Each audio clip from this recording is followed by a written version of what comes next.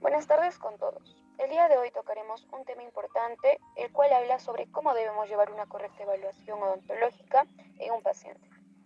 Antes de comenzar, debemos saber que tener una cita con el médico para saber cómo va tu salud en general es igual de importante como ir al odontólogo y realizarse exámenes para prevenir a futuro enfermedades bucales.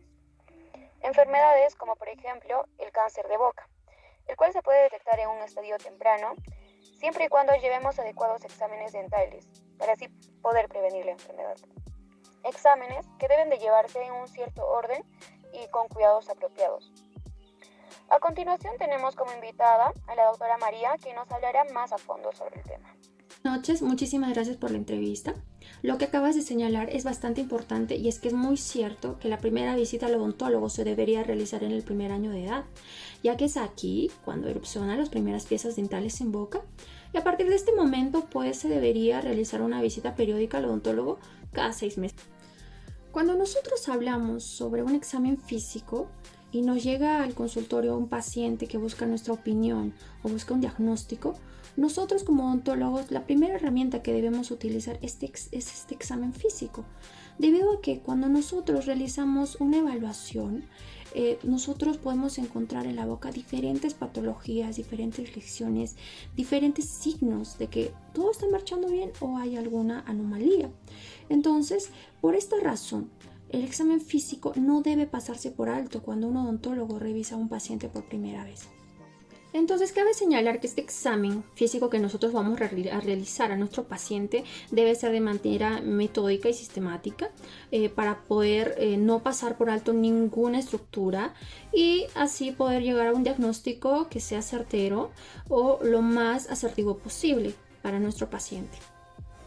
Entonces, para poder comenzar nuestro examen físico, nosotros veremos primero lo que son los labios, primero con una observación y luego seguiremos a hacer la palpación. Lo que nosotros en labios vamos a observar es el grado de humedad, si existe algún tipo de lesión.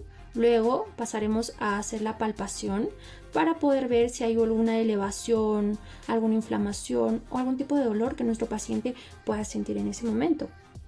Enseguida pasaremos a examinar lo que son los surcos vestibulares y la mucosa bucal. Para esto nosotros vamos a pedirle a nuestro paciente que abra la boca y con un espejo bucal o un baja lengua nosotros vamos a poder observar la mucosa, ¿no? Es importante aquí tomar en cuenta la textura, la humedad, la coloración, ¿no? Y seguido de esto pues hacemos la palpación bidigital de las mejillas para poder identificar algún tipo de lesión o si es que también podemos observar alguna mancha, algún cambio en el color que no sea normal en el surco vestibular y la mucosa bucal. Entonces, siguiendo con nuestro examen físico, pasaremos a lo que serían los paladares, el paladar blando y duro. Para el caso del paladar duro, nosotros podemos utilizar nuestro dedo para poder hacer una palpación. Más allá de las lesiones que podría presentar, también la ayuda de la palpación con nuestro dedo nos podría dar a conocer si hay algún tipo de protuberancia, algún crecimiento óseo en nuestro paciente en esta zona del paladar, ¿no? Cuando hablamos del paladar blando, no se recomienda hacer una palpación debido a que hay reflejos, ¿no? Que algunos pacientes presentan y esto genera una incomodidad en nuestro paciente. Entonces, preferiblemente lo que hacemos es observar minuciosamente esta parte del paladar blando.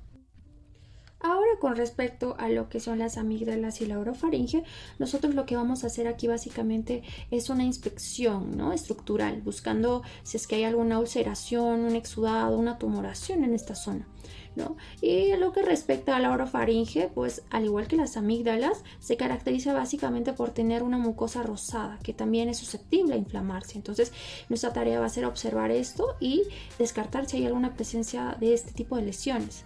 Bien, cuando nosotros evaluemos ahora lo que es la lengua y el piso de boca, como sabemos, la lengua es un órgano móvil. Lo que nosotros vamos a hacer es agarrar una gasa y con la ayuda de esta vamos a movilizar la lengua para poder observar si hay algún tipo de anomalía, si el movimiento es normal. Vamos a observar también la simetría y alguna posible alteración que podría tener la misma.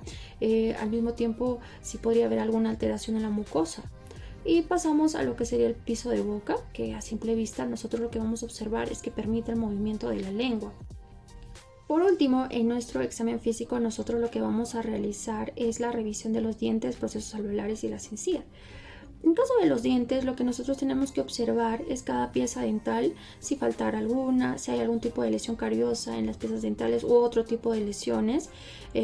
Asimismo, cuando nosotros hagamos la revisión de las encías, debemos hacer una palpación, ya que probablemente podría haber un sangrado muy fácil en el momento de la palpación, y esto nos indicaría que hay algún tipo de inflamación, algún tipo de anomalía en esta parte, ¿no?, de la boca. Entonces, todos estos signos deben ser tomados en cuenta para poder tener un diagnóstico general de nuestro paciente. Bueno, continúan con las preguntas hacia la doctora. Como primera pregunta tenemos, la encía junto al proceso alveolar, ¿qué funciones cumplen y qué enfermedades se desarrollan dentro de ellas? Gracias por tu pregunta. En sí, estas van a ser estructuras que van a servir de soporte estructural y funcional a la arcada dentaria. Y los hallazgos más comunes en la revisión física o en el examen físico son edemas, inflamaciones en las encías o gingivitis, que pueden ser producto de mala higiene u otros factores. Continúan con la siguiente pregunta.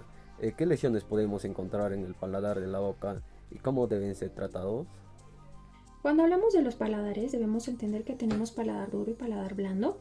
En caso del paladar duro, podríamos observar crecimiento óseo que se llama torus palatino, que generalmente no causa molestias al paciente, pero en caso de que sí lo haga, pues se requeriría realizar una intervención quirúrgica para poder mejorar esto. ¿Por qué está compuesto el sistema estomatognático? En respuesta a tu pregunta, el sistema estomatognático está conformado por mandíbula, maxilares, ganglio linfático, senos paranasales, la articulación temporomandibular, huesos, músculos, piel de territorio orofacial, asimismo labios, lengua, dientes, mejillas, frenillos, la orofaringe y glándulas salivales. ¿Qué funciones cumple el sistema estomatognático? La función que cumple o está encargado de la fonación, la masticación, la articulación del habla, la sonrisa, la succión, asimismo la deglución, y también podríamos decir que es bastante importante en la respiración. Bueno, para finalizar con esta entrevista debemos saber que es muy importante realizarse los exámenes de la cavidad oral paso a paso. Asimismo, tener los materiales correctos, como por ejemplo, una buena fuente de luz, un bajalenguas y un espejo de herramientas útiles. Esto para que el paciente se sienta en confianza y pueda hacerse el examen más cómodo, ya que esto facilitará a llegar a un buen diagnóstico. Muchas gracias.